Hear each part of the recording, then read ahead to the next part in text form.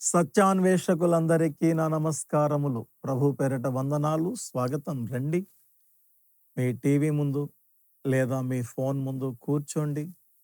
సిఎఫ్జిఎం David TV channels ద్వారా ప్రభురాత్రి భోజన మర్మం, ఆ మర్మములో ఉన్నటువంటి ఆనిముత్యాల పుట్టనంతటని సర్వసత్యాలన్నీ బయట పరిశుద్ధాత్మ దేవుడే ఈ ఛానల్ ద్వారా మనందరికీ తెలియజేస్తున్నారు, బయట పెడుతున్నారు. మనం వేరుకోవటం, వాటిని మనం పట్టుకోవటం, మనము మన జీవితంలో ఆ సత్యాలను ఆచరణలోనికి తీసుకురావడం, ఇది మనందరికీ కూడా ఎంతో గొప్ప భాగ్యం. ప్రభురాత్రి భోజనం వలన కలిగే 7వ ఆశీర్వాదం గురించి మీతో పంచుకుంటాను. పరిశుద్ధాత్మ దేవుడు నాలో పెట్టినటువంటి వాక్యాన్ని మీకు చూపిస్తాను. శ్రద్ధగా వినండి, చూడండి. దేవుడు పాత నిబంధన సంఘమునకు తీర్చే తీర్పు కన్నా క్రొత్త నిబంధన సంఘమునకు తీర్చే తీర్పు మరీ కఠినముగా చేశాడు. చూద్దాం. మత్తయి సువార్త 5వ అధ్యాయం 21వ వచనం, 22వ వచనం, 28వ వచనం. 21వ వచనంలో నరహత్య చేయవద్దు, నరహత్య చేయువాడు విమర్శకు లోనగునని పూర్వీకులతో చెప్పబడిన మాట మీరు విన్నారు కదా. అంటే 21లో నరహత్య చేయొద్దు అన్నాడు. అంటే నరహత్య చేస్తే పాపం అన్నాడు. మరి 22లో ఏమన్నాడనంటే, తన సహోదరుని మీద కోపపడు ప్రతివాడు విమర్శనకు లోనగును, తన సహోదరుని చూచి వ్యర్థుడా అని చెప్పువాడు మహాసభకు లోనగును, ద్రోహి అని చెప్పువాడు నరకాగ్నికి లోనగును అన్నాడు. చూడండి, తీర్పు ఎంత తీవ్రమైపోయిందో. అక్కడ చేస్తే తప్పు, ఇక్కడ జస్ట్ కోపపడితే ద్రోహి అంటే కూడా తప్పేనట. ఇది తప్పు కాదు, అది తప్పు కాదు అని చాలామంది అనుకుంటారు. దయచేసి వ్యభిచారము చేస్తేనే తప్పు, దొంగతనం చేస్తేనే తప్పు అని అనుకుంటూ ఉంటారు. కాదు కాదు కాదు, ఇక్కడ ద్రోహి అని కోపంతో మాట్లాడిన మాటలు కూడా తప్పే అని యేసు ప్రభువారు మత్తయి సువార్త 5వ అధ్యాయం 21, 22, 28లో కూడా చెప్తున్నాడు. 28లో అంటాడు, ఒక స్త్రీని మోహపు చూపుతో చూచు ప్రతివాడు అప్పుడే తన హృదయమందు ఆమెతో వ్యభిచారం చేసినవాడు అగును. పాపం ఒక స్త్రీతో చేయనవసరం లేదు, హృదయంలో కూడా చేయొచ్చు. అలా చేస్తే చాలు, అది పాపం అయిపోతుంది. కాబట్టి మీరు చాలా జాగ్రత్తగా ఉండాలి. అమ్మో, కోపపడితే చాలు, కోపంలో తిడితే చాలు పాపమట. వ్యభిచారం చేస్తే పాపం, ఇప్పుడు మోహపు చూపు చూస్తే పాపం. ఓ అమ్మో. అందుకే యాకోబు రాసిన పత్రిక 3వ అధ్యాయం 2వ వచనములో ఇలాగు రాయబడి ఉన్నది. చూద్దాం. యాకోబు రాసిన పత్రిక 3వ అధ్యాయం 2వ వాక్యములో ఇలాగున్నది, అనేక విషయములలో మనమందరము తప్పిపోవచ్చున్నాము.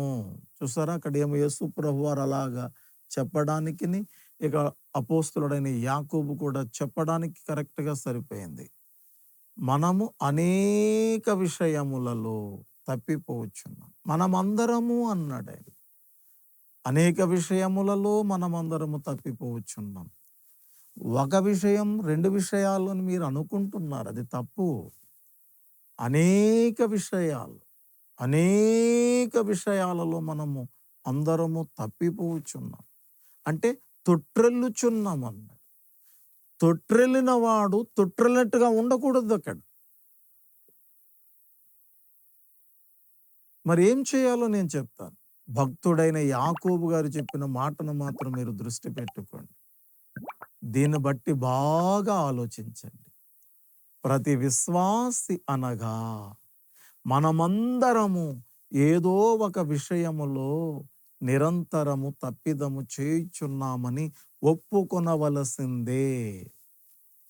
మరి అనేక విషయాలలో అన్నాడు కదా, ఆ తప్పిదములను మనము ఎలా ఒప్పుకోవాలో ఇప్పుడు మీకు నేను తెలియచేస్తాను. చాలా శ్రద్ధగా మీరు ఈ మాటల వైపు మీ చెవులు అలాగే మీ హృదయాన్ని కూడా తెరిచిపెట్టండి. యోహాను రాసినటువంటి మొదటి పత్రిక 1:8 ఇలా వ్రాయబడి ఉన్నది. మనము పాపము లేని వారమని చెప్పుకుని ఎడల మనలను మనమే మోసపుచ్చుకుందుము, మరియు మనలో సత్యముండదు. మనము పాపము లేని వారమని క్రీస్తు నందునున్న వారికి చెబుతున్నాడు ఈయన. సంఘానికి చెబుతున్న మాట. మనము పాపము లేని వారమని చెప్పుకుని ఎడల, ఇతరులతో కాదు, లోపల ఉన్న సంఘముతో చెప్పుచున్నాడు. మనము పాపము లేని వారమని చెప్పుకొనకండి, మనలను మనమే మోసపుచ్చుకుంటాము, మరియు మనలో సత్యం ఉండదు. అలాగే 10వ వచనం చదవండి. 10వ వచనములో ఇలాగు వ్రాయబడి ఉన్నది. 1:8 చూసాం, ఇప్పుడు 1:10. మనము పాపము చెయ్యలేదని చెప్పుకుని ఎడలా ఆయనను అబద్ధికునిగా చేయువారం మగుదుము. ఆయన వాక్యము మనలో ఉండదు. ఆయన వాక్యం మనలో ఉండనే ఉండదు. అయ్యో బాబోయ్, చాలా భయం కలుగుతుంది ఈ మాట. అందుకే కొరింథీయులకు రాసినటువంటి మొదటి పత్రిక 11వ అధ్యాయము 28వ వచనములో ఇలాగ రాయబడి ఉన్నది. ప్రతి మనుషుడు తన్ను తాను పరీక్షించుకొనవలెను. అలాగు చేసి ఆ రొట్టెను తిని ఆ పాత్రలోనిది త్రాగవలెను. ప్రతి మనుషుడు తన్ను తాను పరీక్షించుకొనవలెను. అలాగు చేసి ఆ రొట్టెను తిని ఆ పాత్రలోనిది త్రాగవలెను.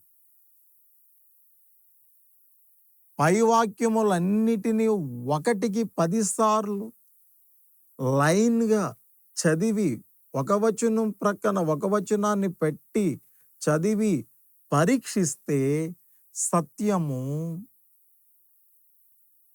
మనకు ప్రత్యక్షమవుతుంది. సత్యం మనకు ప్రత్యక్షమవుతుంది.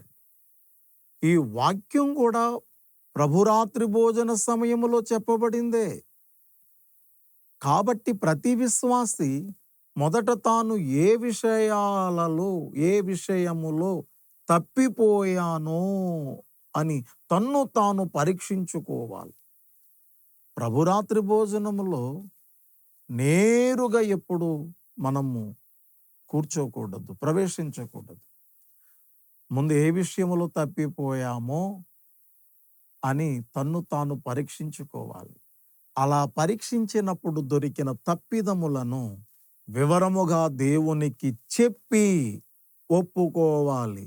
కానీ నేను పాపిని అంటే సరిపోదు. ఒక వ్యక్తి బాప్తిస్మం పొందినప్పుడు పాపములన్నిటినీ కలిపి ఒప్పుకోవాలి. మన జన్మ కర్మ పాపములన్నీ ప్రభురాత్రి భోజనం దగ్గర కాదు, అవన్నీ బాప్తిస్మం పొందినప్పుడు మనము ఏక మొత్తం మీద ఒప్పుకుంటాం. ప్రభురాత్రి భోజనం దగ్గరకు వచ్చినప్పుడు అలా కాదు. మనము ఏ పాపము చేశాం, ఏ తప్పిదం చేశాం అనే దాని మీద దృష్టి పెట్టి దాన్ని విడివిడిగా ఒప్పుకోవాలి. అది ఈ వచనాలు చెప్పుచున్న సంగతి. తూచా తప్పకుండా ఇలా జరిగించండి. ఇలా జరిగిస్తే విశ్వాసి తప్పకుండా పరిశుద్ధ దశకు చేరుకుంటాడు. ఒక విధంగా చెప్పాలనంటే ప్రభురాత్రి భోజన సమయం ఒక మహా ఆధ్యాత్మిక స్నానము చేసే సమయం. ప్రభురాత్రి భోజనములో ఇందుకు పాల్గొనాలి. అప్పుడే పై చెప్పబడిన ప్రయోజనాలన్నీ, ఆశీర్వాదాలన్నిటినీ కూడా మనమందరము పొందుకుంటాము. ఎవ్వరు కూడా ఈ వీడియోని నిర్లక్ష్యం చేయొద్దు. ఖచ్చితంగా 1కి 10 సార్లు అస్తమాటు ప్లే చేయండి. అస్తమాటు వినండి. విని ఆశీర్వాదాన్ని అనేక మందికి మీరు పంచండి. మీరు ఆశీర్వదించబడండి. ఇతరులకు మీరందరూ ఆశీర్వాదకరముగా ఉండండి. ప్రభురాత్రి భోజనములో పాల్గొనడం ద్వారా మనకు కలిగేటటువంటి 7వ ఆశీర్వాదం, 7 కూడా సంపూర్ణ ఆశీర్వాదములకు సూచన. కాబట్టి ప్రభురాత్రి భోజనములో నిశ్చంతగా యోగ్యమైన రీతిలో క్రమం తప్పకుండా మనం పాల్గొంటే ఆ కార్యక్రమానికి ముందు మన తప్పిదములను ఒప్పించి ఒక ఆధ్యాత్మిక స్నానము చేయించే ఒక అత్యున్నతమైన ఆశీర్వాదము ప్రభురాత్రి భోజనములో ఉంటుంది. శుభ్రం చేయబడిన తర్వాతే ప్రభురాత్రి భోజనములో మనము పాల్గొనాలి. కాబట్టి అలాగా ఒప్పుకుని మనలను మనం పరీక్షించుకొని దొరికిన తప్పిదములను ఒప్పుకుని విడిచిపెట్టే అద్భుతమైన సమయమే ప్రభురాత్రి భోజనం. ప్రభురాత్రి భోజనం వలన గొప్ప పరిశుద్ధత మనకున్నదని మీకు తెలియచేస్తూ ఇంతటితో ఈ ప్రభురాత్రి భోజనం వలన కలిగే ఆశీర్వాదాలు అనే ఎపిసోడ్స్ నేను ముగిస్తున్నాను. తర్వాత మరో మహోన్నతమైన ప్రశ్నలోనికి వెళ్ళి ఆ ప్రశ్నలో నుండి దేవుని యొక్క ఆత్మ సహాయముతో మరో గొప్ప జవాబుతో మీ ముందుకు వస్తాను. దయచేసి మీరందరూ కూడా వేచి ఉండండి. ప్రభు ఈ వాక్యము ద్వారా మనలను సర్వసత్యములోనికి నడిపించునుగాక. Amen, amen, amen.